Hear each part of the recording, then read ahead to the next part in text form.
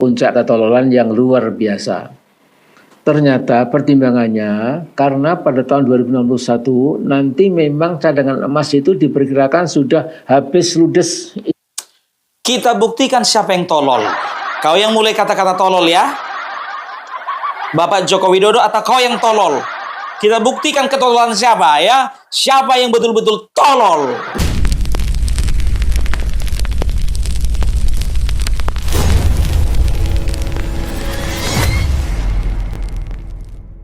Oke teman-teman, kembali lagi di channel Bantu Bi Kreatif. Untuk hari ini saya akan memutarkan sebuah video dan ingin mengajak teman-teman untuk melihat dan menonton. Nah, untuk video kali ini yang dibahas atau yang dikomentari yaitu tentang Mbah Nah, ini Mbah Kung yang dari Jogja, yaitu Amin Rais. Nah, ini Amin Rais ini.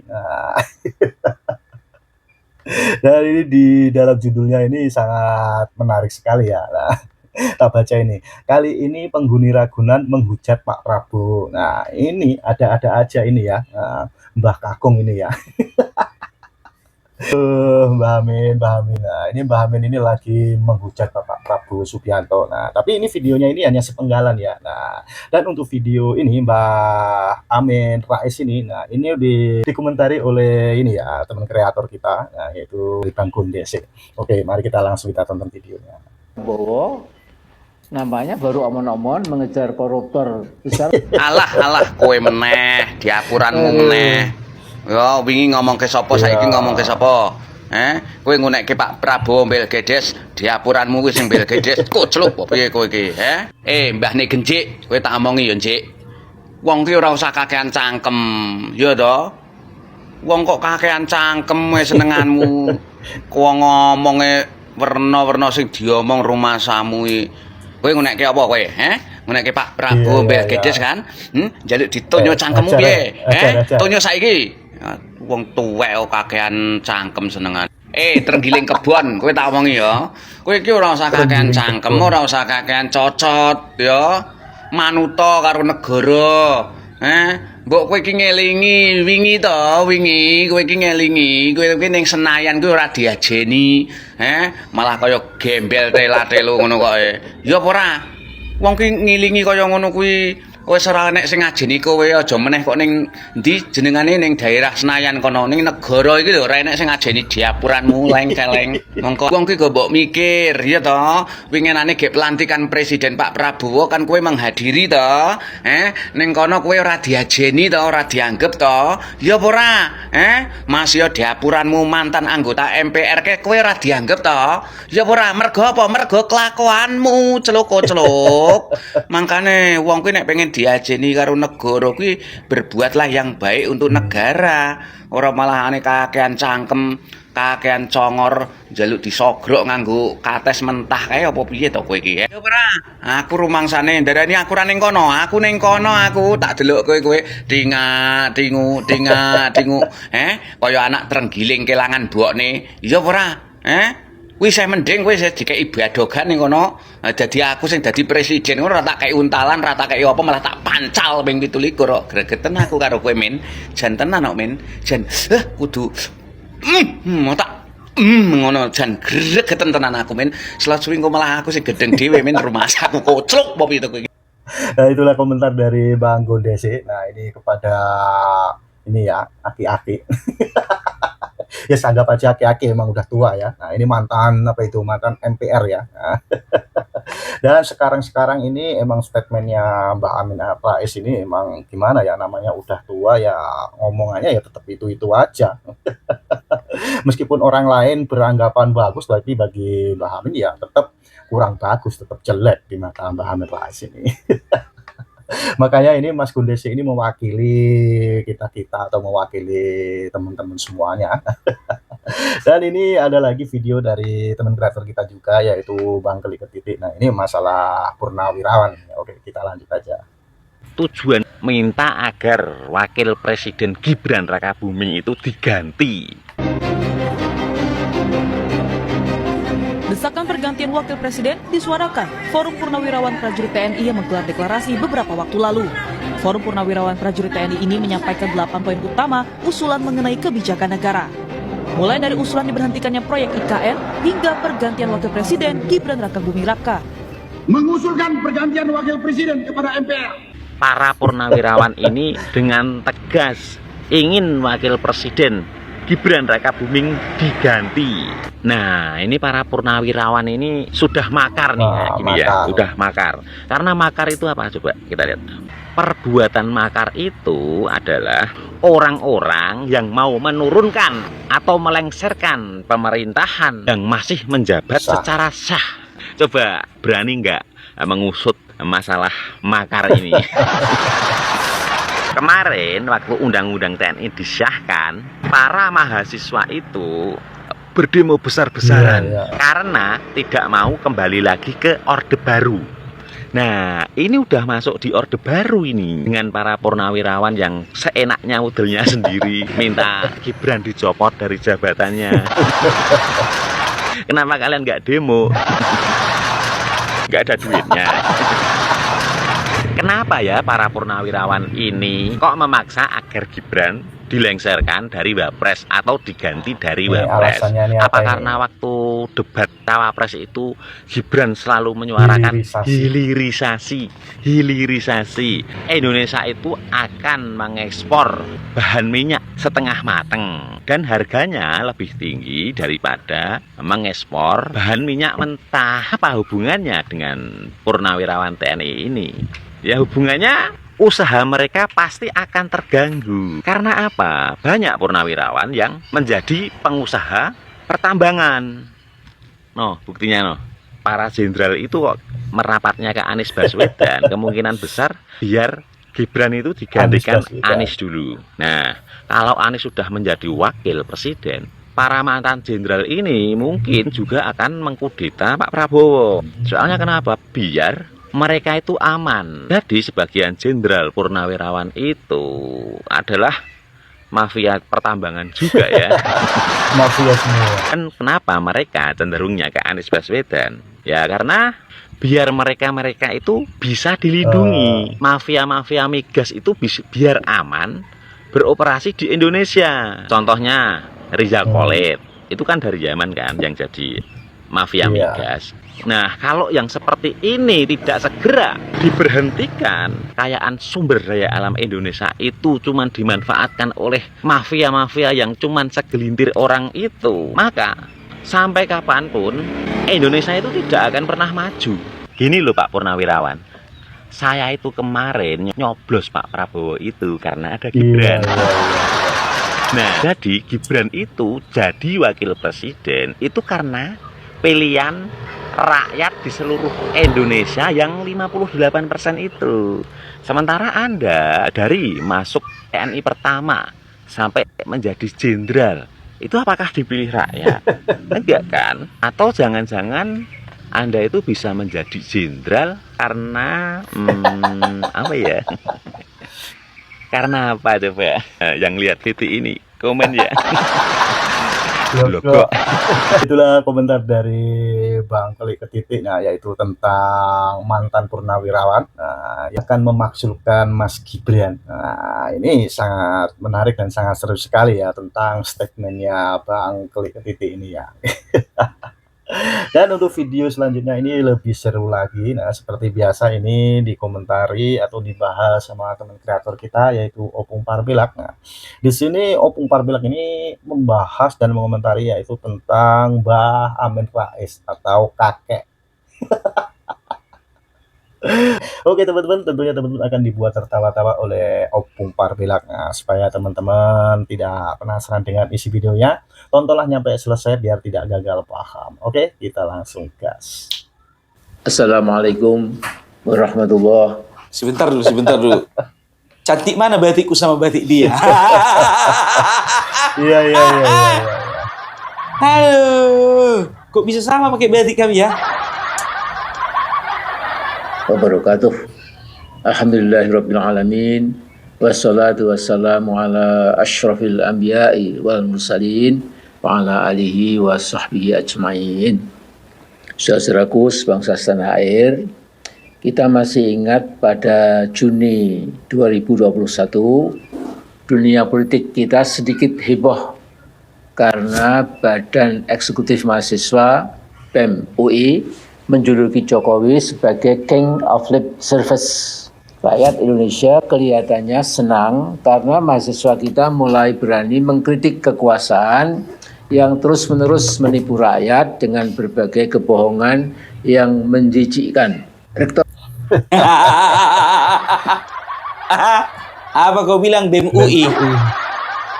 Tahun 2021 masih kau ingat-ingat sekarang? Sedangkan kemarin BEM UI ketahuan melakukan kekerasan seksual. Mau ngomong apa kau?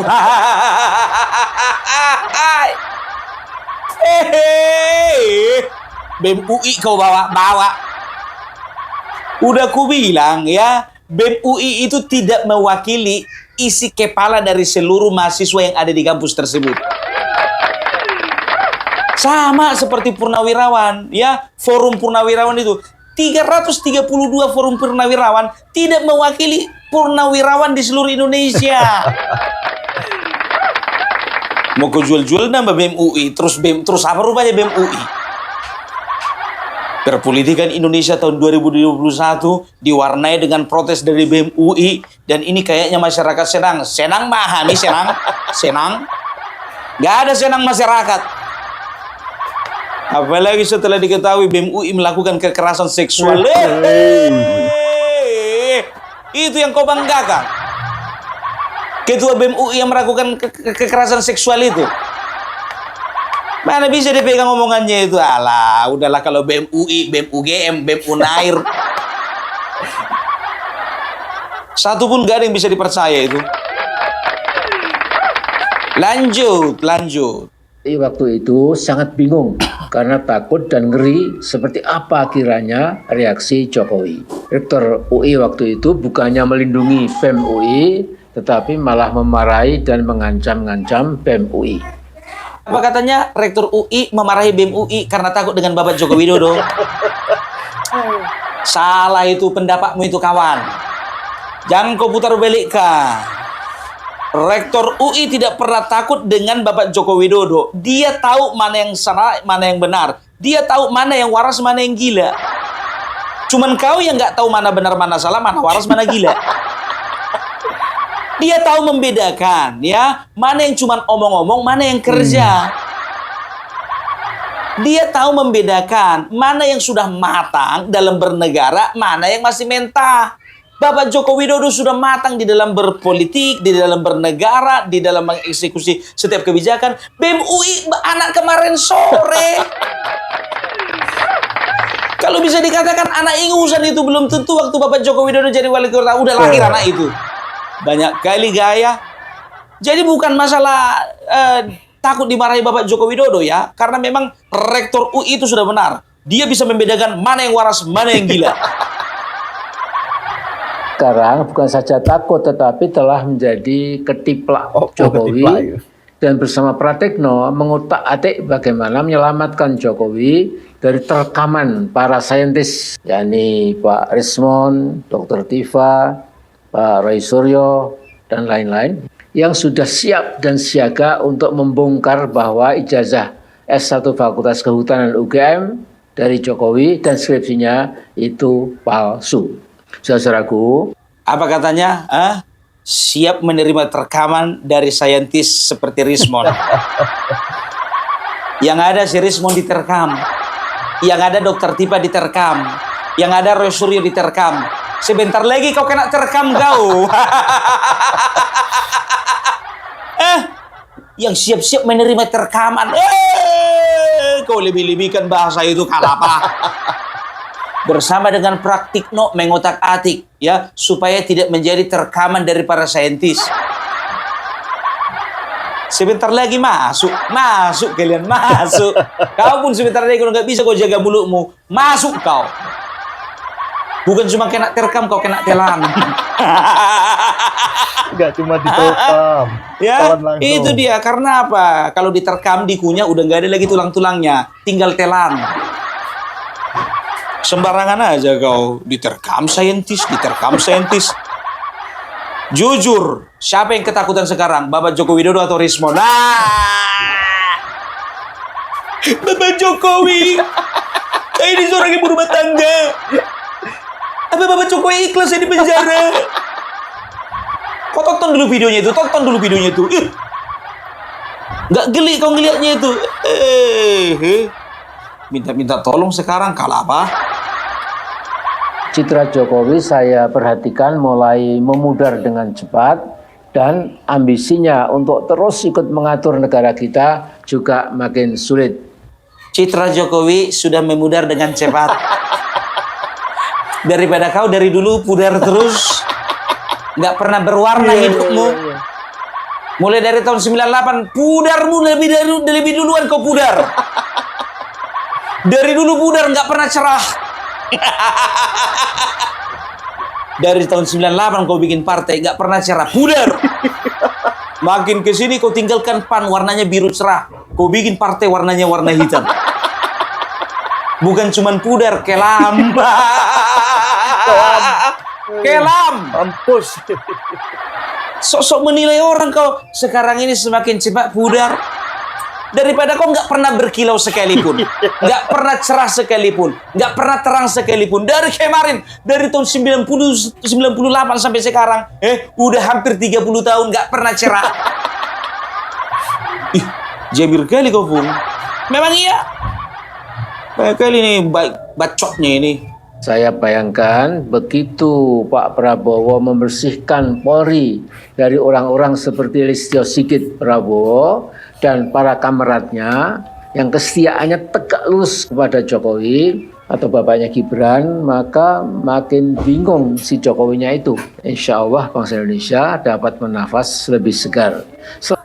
Makin bingung Bapak Jokowi, insya Allah masyarakat Indonesia lebih bernapas lebih segar. Indonesia akan lebih segar bernapas ketika kalian semua itu masuk penjara. Segar kali. Bernapas gitu.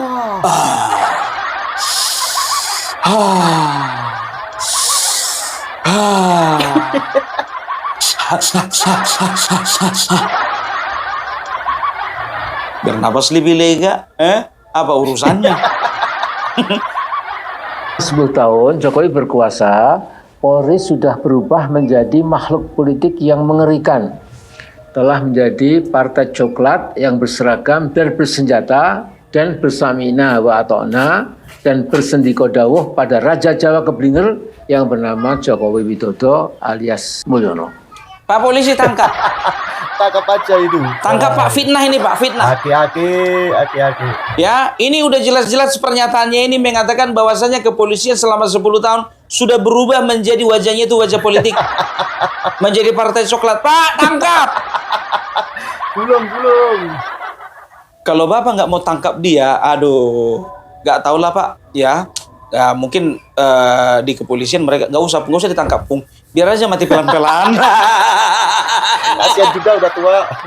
Entah itu pertimbangannya nggak tahu juga kita kan. Ah udahlah Pung, ngapain Pung mikirin itu, sedangkan kami cuekinya itu. Nggak kamu yang nggak itu manusia Pung.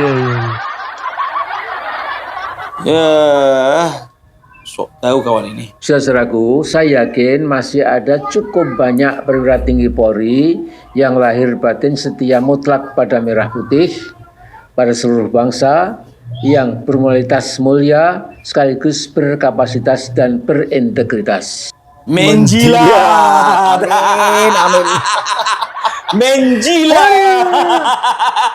Tadi kau bilang institusi kepolisian sudah berubah menjadi partai coklat. Sekarang kau bilang, tapi saya yakin masih banyak yang merupakan adalah memiliki hati merah putih.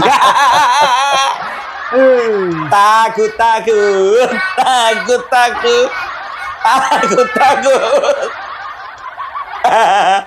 Ya, ini adalah tata bahasa, ya, struktur bahasa yang memang harus diperhatikan supaya nggak kena jerat, nggak kena delik. Udah Lamin Rais, ya udah kukuasain kayak gitu itu. Tadi kau bilang institusi Polri sudah berubah menjadi institusi politik. Sekarang kau bilang dalamnya masih banyak orang-orang merah putih.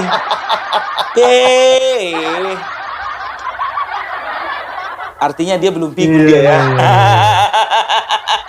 Saudaraku, Jokowi itu sudah secara sistematik merusak hakikat Polri sebagai tulang punggung keamanan nasional, dan kemudian menjadi kekuatan telanjang yang membela kepentingan politik Jokowi yang picik dan terkutuk.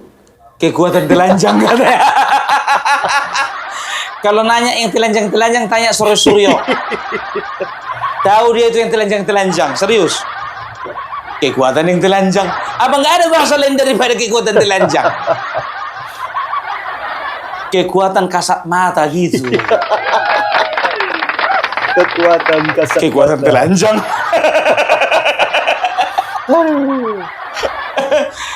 Suryo tanya yang telanjang-telanjang. Dan insya Allah apabila benar Presiden Prabowo Subianto akan melakukan reshuffle kabinet dalam beberapa hari atau beberapa pekan ke depan, saya mengusulkan singkirkan dan awasi para menteri, tokoh-tokoh polisi, termasuk mungkin sebagian tokoh TNI yang masih aktif maupun sudah purnawirawan yang pada menjadi ketiplak Jokowi. Saya usulkan kepada menteri dan juga TNI Polri yang masih harus hati-hati, yang masih menjadi ketiplak Jokowi. Saya usulkan, siapa kali kau? Siapa kau rupanya? Musul apa kau? Kau siapa? Anggota dewan enggak? Anggota MPR enggak? Siapa? Apa namanya, ketua BPIP enggak? Enggak ada. Apa rupanya urusan? Ketua MK enggak?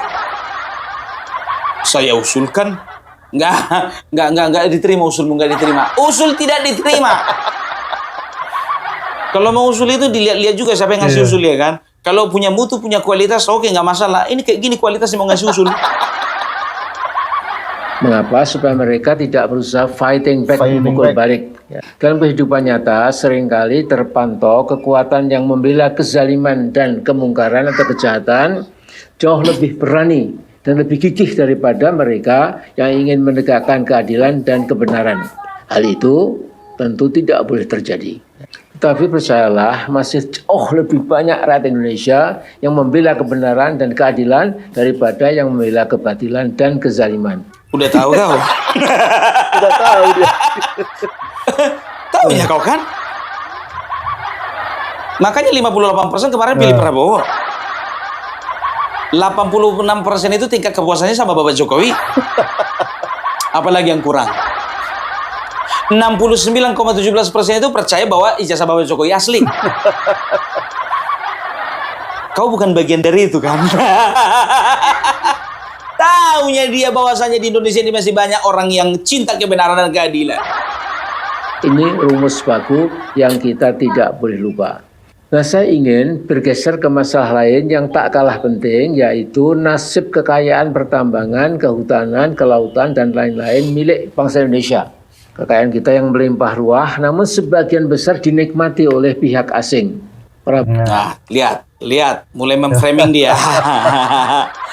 Sebagian besar dinikmati asing katanya. Lihat, mulai. Mewarisi utang Indonesia yang berjumlah ribuan triliun rupiah, juga mewarisi kehancuran ekologis hampir di semua provinsi Indonesia, yang menyebabkan banjir besar di mana-mana, juga diwariskan oleh Jokowi, deforestasi dan illegal logging atau pembalakan hutan liar tanpa ampun oleh ulah Jokowi selama 10 tahun. Sekarang begini. Banjir gara-gara illegal logging, ya, kebakaran hutan gara-gara illegal logging, dan juga banyak bencana alam lainnya.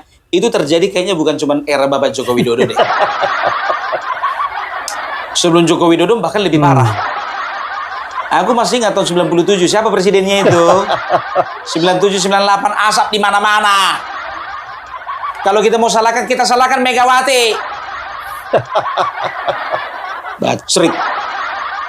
Tahun 2000 tuh, 2000 sampai 2022. 2003. Gak usah banyak kali lah gayamu. Kalah apa?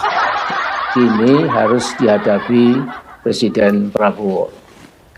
Dan yang paling gawat adalah memperbaharui kontrak dengan PT Freeport McMoran oleh Jokowi sampai tahun 2061. Freeport McMoran ini merupakan tambang emas nomor 2 terbesar di muka bumi, sedang tambang tembaganya nomor 1 di dunia. Belum lagi Indonesia adalah produsen nikel terbesar di dunia, Tambang boksitnya termasuk salah satu yang terbesar di dunia, juga tambang batu bara, dan lain sebagainya. Untuk memenuhi makan bergizi gratis buat jutaan anak muda dan menghindari angka stunting yang masih sangat tinggi, sekitar 24-45%, pemerintahan Prabowo nampak kewalahan. Uangnya dari mana? No cash is available. Saya dalam hati menangis ketika saya melihat langsung PT Freeport McMoran yang beroperasi sejak 1967, paling tidak tanpa henti sampai sekarang menguras emas dan tembaga milik bangsa Indonesia. Per tahun sumbangan Freeport untuk Indonesia hanya 1,5% dari besaran APBN. Jadi saya melihat bagaimana kota bernama Tembagapura di kawasan tambang Freeport persis seperti sebuah American Town, kota Amerika yang fasilitasnya sejak dari restoran, fasilitas olahraga, dan villa-villa para petinggi Freeport telah menjadi sebuah enclave kemewahan di tengah masyarakat Papua yang masih dilanda dengan kemiskinan, bahkan masih ada yang mengenakan koteka dan lain sebagainya. Jadi seperti terlihat dalam gambar, saya pernah berkunjung ke sana Pamer atas ya. undangan PT Freeport. Pamer. Lihat doang, Bang. Kesan mereka mengundang saya sampai masuk ke spot pertambangan itu. Mana fotonya? Saya melihat luar biasa Fotonya mana? kehancuran ekologi di sana. Ya. Pendek kata menjadi meluap ya, sebagai seorang anak bangsa melihat bagian negerinya itu dijajah oleh Freeport gitu. Dan bahkan oleh Jokowi itu diperpanjang sampai tahun 2061. Ini saya katakan di video yang lalu, puncak ketololan yang luar biasa. Ternyata pertimbangannya karena pada tahun 2061 nanti memang cadangan emas itu diperkirakan sudah habis ludes. Kita buktikan siapa yang tolol. Kau yang mulai kata-kata tolol ya. Bapak Joko Widodo atau kau yang tolol. Kita buktikan ketololan siapa ya. Siapa yang betul-betul tolol. Inilah manusia-manusia kalau ngomong nggak pakai data. Ya, cuman ngomongin masalah perasaan, ya, cuman ngomongin apa yang ada di otaknya aja, ya. Apa dibilang tadi, ya, bahwasanya, ya, negara kita itu hanya mendapat 1,9%. Serot, serot sama kau serot. Oh, kau tipu-tipu lagi masyarakat dengan informasi dustamu itu. Ani, kenapa kau berdusta padaku, Ani? Cukup, Ropa, cukup. Udahlah cukup lah, nggak usah kau bohongi orang. Jadi begini ya, kalau bicara tentang Freeport ya, dia katakan apa? Sedih aku melihat, ya sedih saya melihat bagaimana negara kita dilubang-lubangi. Kalau nggak begitu caranya, kayak mana caranya nambang? Kalau nggak digali bagaimana nambang? Ya itu yang pertama, kerusakan ekologi katanya. Sekarang kan begini, ya kan? Kalau berbicara tentang ekologi, itu ada yang bisa dipulihkan, ada yang nggak bisa dipulihkan. Tapi kan semuanya kan pertimbangannya ekonomi. Untuk apa kita mempertahankan ekologi, ya kan? Tapi sementara ekonomi kita morat-marit. Harus ada yang dikorbankan, tapi tidak serta-merta kita memang memberangus seperti itu, gitu loh, ya. Memang membabi buta. Bayangkan membabi buta, udah haram cacat. Babi buta. Iya kan? Nah, sekarang begini, kalau bicara tentang Freeport, ya, sebelum Bapak Joko Widodo, negara kita itu cuma dapat, tahu kalian berapa? Ya, cuma kita negara itu cuma dapat saham itu cuma sekitar 9%, ya. Jadi perusahaan yang dikatakan tadi itu, ya, di PT Freeport itu, ya, di Papua itu ada perusahaan induk namanya Freeport McMoran, yang merupakan perusahaan asal Amerika, yang pusatnya, ya, kantor pusatnya ada di Phoenix, Arizona. Udah pernah kalian ke sana? Nah, setelah itu, ya ada anak perusahaannya yang bernama PT Freeport Indonesia. Kan begitu. Nah, kalau PT Freeport Indonesia ini, saham kita itu hanya sekitar 9%. Kan begitu. Nah, ketika Bapak Joko Widodo menjadi presiden, ya, adalah langkah-langkah akuisisi bagaimana supaya bisa perusahaan itu dikuasai oleh pemerintah. Yaitu caranya, ya, sahamnya itu dikuasai sebanyak 51%. Diadakanlah perjanjian, diadakanlah pendekatan, diadakanlah diskusi, kan begitu. Dan diskusinya itu bukan dengan tenaga, bukan dengan urat, dengan intimidasi, tapi dengan uang. Dibelilah sahamnya PT Freeport Indonesia ini, kan begitu, 51%, yang tadinya 9%, dengan tujuan ya persentase keuntungannya itu bisa dinikmati negara ini. Kan begitu, ya, walaupun diperpanjang sampai tahun 2061, ya, kenapa enggak? Kalau toh keuntungannya itu masuk ke kas negara. Bahkan per tahun 2018, ya, itu sudah ada rencana pemerintah Bapak Joko Widodo untuk menaikkan dari sahamnya 51% menjadi 61%. Kita masih ingat pada Ngomong pakai data, Pak. 2021 dunia politik kita Udah jelas siapa yang tolol. karena badan eksekutif Gitu, jadi nggak ada ceritanya dikuasai asing. Justru sebelum Bapak Joko Widodo mengakuisisi ini, kekayaan kita dinikmati oleh asing. Siapa presidennya?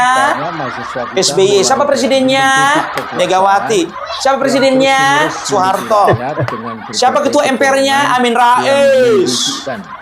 Oke teman-teman, terima kasih sudah menonton videonya. Nah, itu lagi seru ada pembahasan komentari, yaitu tentang ocehannya tentang framingannya Mbah Amin Rais atau kakek ini kepada Bapak Prabowo Subianto, kepada Bapak Joko Widodo, dan kepada Indonesia. Nah, dan apabila teman-teman ada saran atau ada pendapat, silahkan komen di kolom komentar. Sampai jumpa di video selanjutnya. Selamat beraktivitas. Sampai jumpa.